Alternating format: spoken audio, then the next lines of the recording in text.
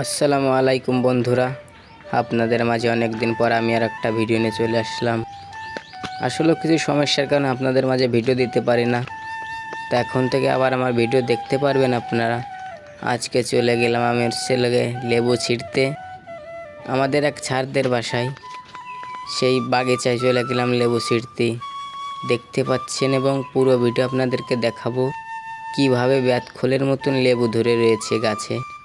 মনে হচ্ছে যে পুরো কমলা লেবু, মানে এত পরিমাণ ধরেছে যে কেউ ছেড়ে না, বিদায় নিচেই পড়ে পেড়েও থাকে লেবুগুলো। দেখাবো সব ভিডিও, দেখতেই থাকুন।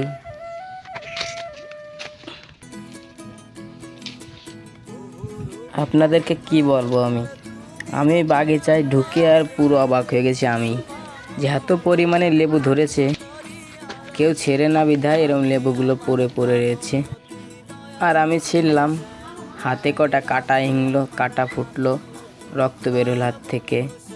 ওটা বিষয় না, ও লেবু ছিঁড়তে গেলে ওটা হিংতেই হবে, কারণ লেবু গাছে তো কাটাই, বুঝেন নাই?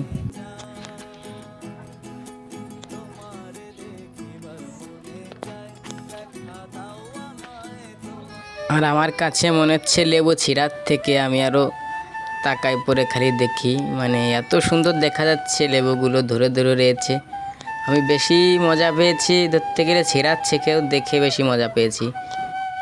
এত পরিমাণে লেবু ধরেছে, আর পুরো দেখা যাচ্ছে কমলা লেবুর মতন। আমারও ছিঁড়তে কষ্ট হচ্ছে, কারণ গাছগুলো লেবু ধরার জন্য নিচে হয়ে গেছে। এই যে আমি লেবু ছিঁড়লাম, আমার ছিঁড়া হয়ে গেলে লেবু, এখন ছিঁড়ে নিয়ে বাড়ির দিকে রওনা হব, দেখতেই পাচ্ছেন। সবাই ভালো থাকবেন এবং সুস্থ থাকবেন। আর ভিডিওটি ভালো লাগলে অবশ্যই লাইক কমেন্ট শেয়ার করে যাবেন। সবাইকে ধন্যবাদ, সবাই ভালো থাকবেন।